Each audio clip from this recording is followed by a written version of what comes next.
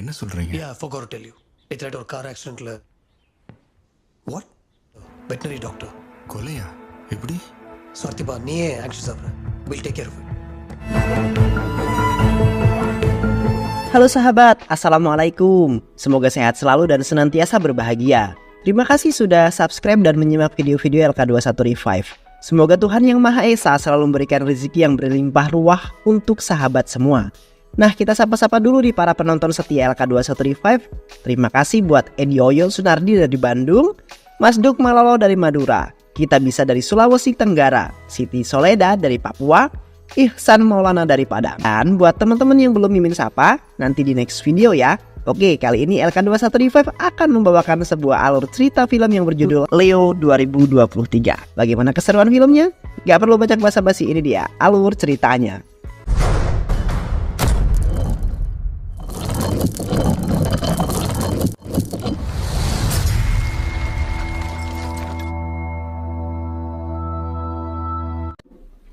Di sebuah wilayah yang dikelilingi pegunungan dan hamparan salju, hiduplah sebuah keluarga yang bahagia.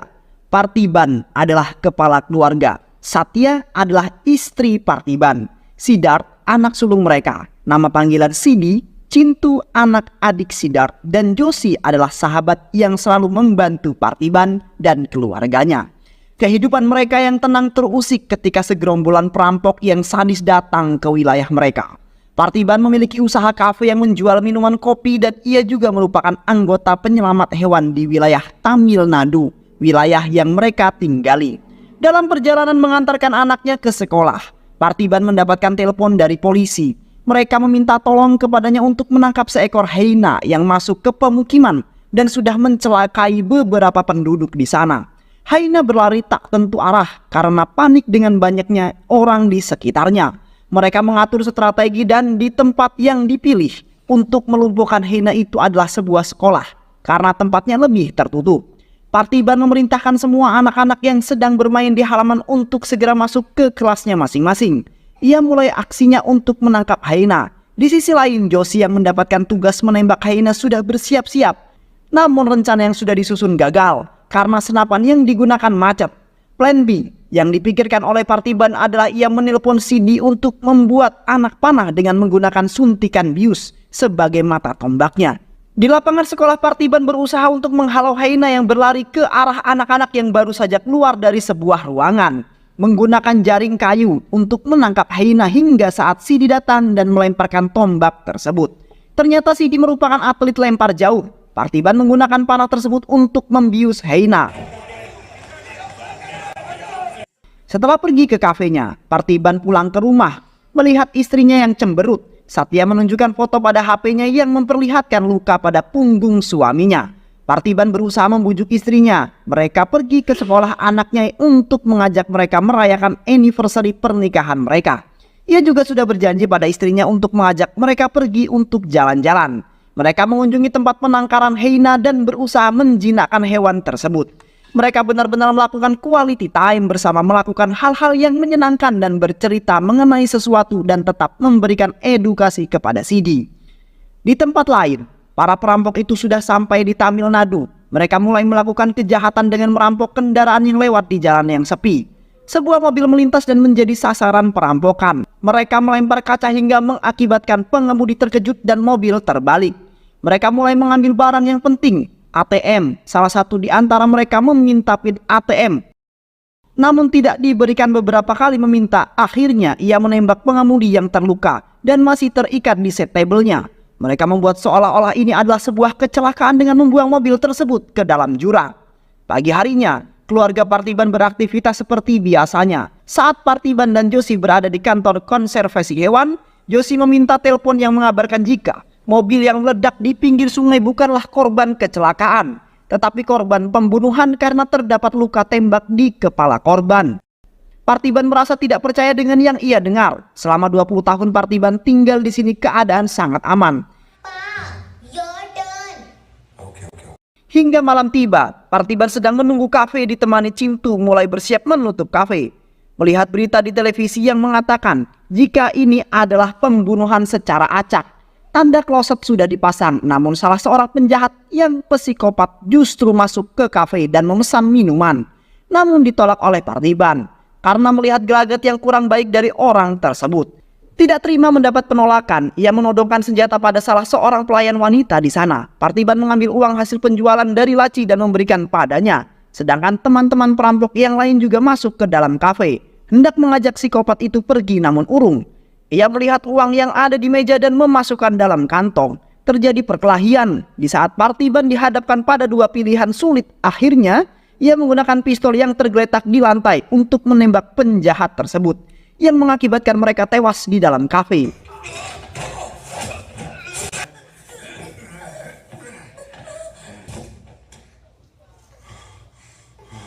Keadaan kafe sudah sangat berantakan. Polisi datang melakukan olah TKP. Parthiban didakwa dengan tuduhan pembunuhan. Menjalani proses persidangan yang cukup melelahkan.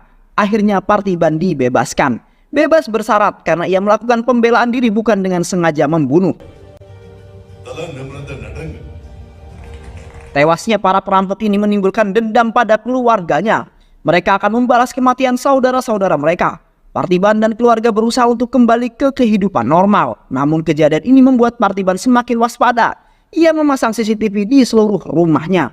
Atas saran dari temannya, Parthiban mengajak keluarganya untuk pergi ke pasar membeli sesuatu. Namun ini justru membuat masalah karena ternyata mereka sudah diikuti. Joshi menerima telepon dari temannya yang berada di kepolisian dan diberitahu jika Parthiban dan keluarganya sedang diincar.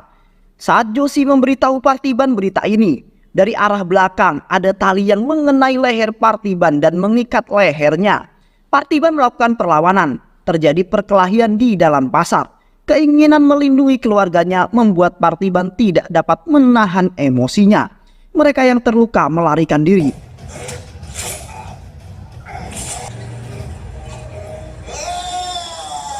Parthiban duduk di kantor polisi bersama Satya, bermaksud menemui kepala polisi.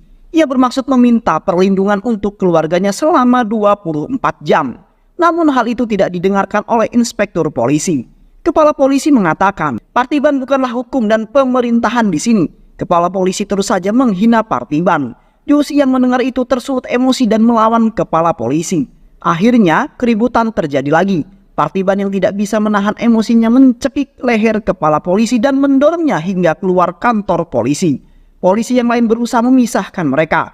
Mendapatkan nasihat dari Joshi, Parthiban tetap mengatakan jika ia tidak bersalah. Dibantu temannya Joshi yang berada di kepolisian. Barang bukti berupa palu yang digunakan untuk menyelakai Parthiban di pasar ikan. Ia keluarkan dan berikan pada Joshi. Joshi menggunakan palu tersebut untuk melukai punggung Parthiban. Kemudian mereka melaporkan ini ke pengacara untuk memaksa kepolisian mengirimkan personilnya untuk menjaga rumahnya 24 jam. Parthiban memutuskan untuk membuka kembali kafenya. Saat sedang mengawasi renovasi kafe, ada seseorang yang mengambil fotonya, lalu lari ketika Parthiban memanggilnya, dan ia mengirimkan kepada temannya. Di sebuah pabrik tua, seorang yang mendapatkan kiriman foto lari terburu-buru dan memanggil Horol. Horol adalah adik dari Anthony. Orang tersebut meminta Harold melihat foto yang ada di handphonenya. Foto yang ada di HP tersebut adalah orang yang selama ini mereka cari, yaitu Leo. Saat mereka semua bergerak menuju di mana tempat Leo berada, Leo mempersiapkan peralatan untuk mengantisipasi segala kemungkinan.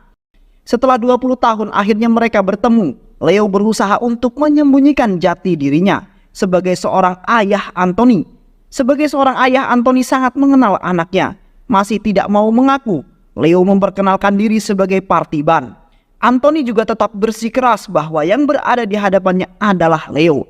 Ia tahu bahwa Leo belum mati. Kesabaranku sangat tipis, jadi jangan mengujinya. Cepatlah mengaku, kata Anthony.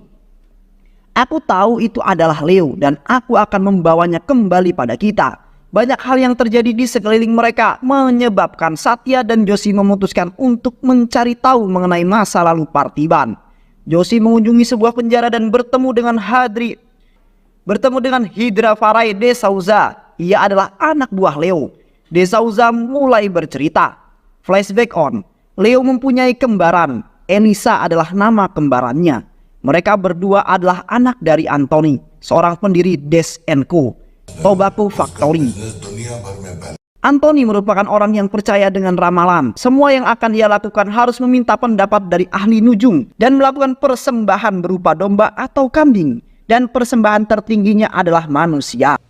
जिसे बचपन में अपनी गोद में मैंने Das Co Tobacco Factory hanya sebuah nama saja. Di dalamnya, Anthony menjalankan bisnis ilegalnya, yaitu narkoba. Anthony memiliki orang kepercayaan, yaitu Harold, adiknya. Anthony pun memiliki penerus, yaitu Leo, anaknya sendiri. Barang-barang ilegal milik Anthony ditahan polisi, namun berhasil diambil kembali oleh Leo dan sampai dengan selamat di markasnya. Sama seperti Leo, Elisa juga terlibat dalam bisnis yang dijalankan oleh Anthony. Anthony mendengarkan laporan ahli nujumnya yang mengatakan jika horoskop Elisa dan Leo tidak baik untukmu. Anthony dihadapkan pada pilihan sulit, yaitu memilih di antara anak-anaknya. Bahkan tidak ada lagi cara lain. Berdasarkan pertimbangan dari Harold, maka Anthony memutuskan memilih Leo walaupun ia merasa sedih. Saat mereka merayakan keberhasilan mengambil kembali barang-barang mereka, Harold menggunakan bubuk narkoboy untuk membuat Leo tak sadarkan diri.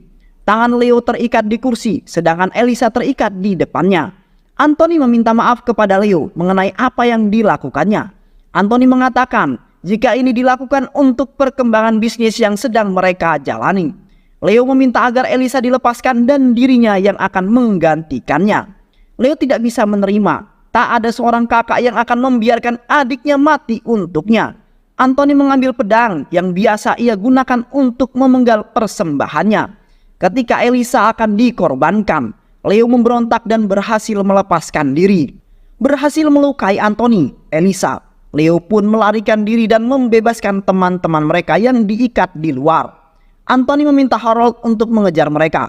Jangan sampai keluar. Terjadilah kemudian perkelahian yang membuat Elisa harus meregang nyawa dengan luka tusuk di dada akibat ulah Harold. Sebelum meninggal, Elisa berpesan agar Leo pergi dari sana dan memulai hidup yang baru. Gudang terbakar hebat, namun dari arah belakang punggung Leo tertembak dan ia tumbang bersama dengan gudang yang semakin hebat terbakar. Flashback off.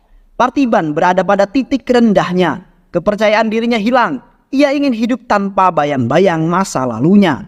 Ia bukanlah Leo. Bukan, aku adalah Partiban. Seseorang yang ingin menjadi manusia di luar rumahnya.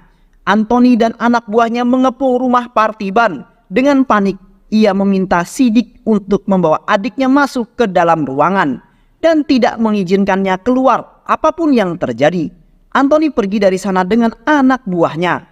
Terjadilah kemudian kejar-kejaran di jalan raya. Jalan raya yang sepi itu mereka saling baku hantam hingga mereka sama-sama babak belur.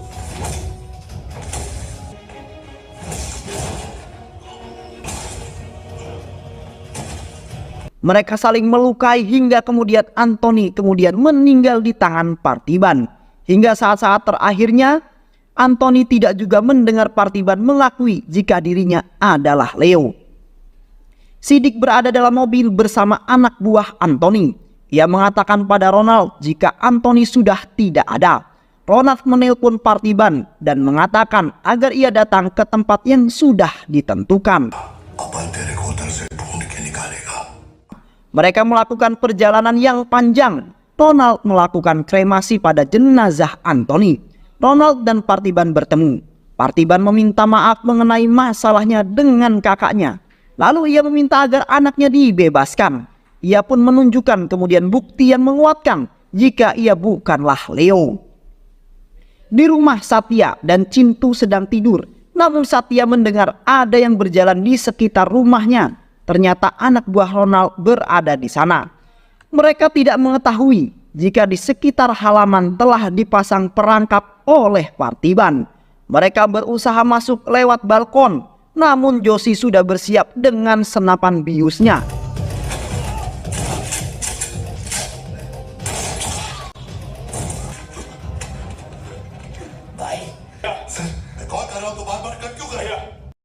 Satya membawa Cintu keluar dari kamar mereka yang sudah terpojok. Namun sebelum itu, Satya membuka pintu sebuah ruangan. Tak lama dari itu, Heina yang dirawat oleh Partiban keluar dan menghabisi anak buah Ronald pada saat itu. Kemudian misi mereka digagalkan oleh Partiban dengan sangat mudah. Anak buah Ronald mengambil semua senjata yang mereka punya dan segera menyerang Partiban. Mereka kalah. Hingga kini hanya tinggal menyisakan Partiban dan Harold yang sedang berkelahi. Ronald tertembak di bagian dadanya, tergeletak di lantai. Siddiq yang masih menjadi tawanan anak buah Ronald membantu ayahnya, hingga anak buah Ronald pun tewas dengan 1 kali tembak. तो इसके बेटे को संभाल।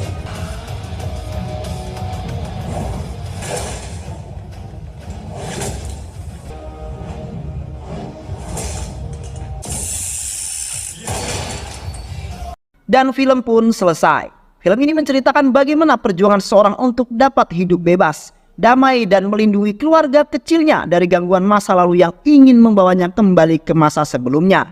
Ia pergi meninggalkan keluarga besarnya yang sudah mengecewakannya. Banyak pelajaran hidup yang kita dapatkan dari film ini ya teman-teman. Semoga sahabat semua terhibur setelah menyimak alur cerita film ini. Terima kasih sudah menyimak video LK21 Revive. Semoga sahabat semua terhibur dan sampai bertemu lagi di video-video berikutnya ya. Wassalamualaikum warahmatullahi wabarakatuh.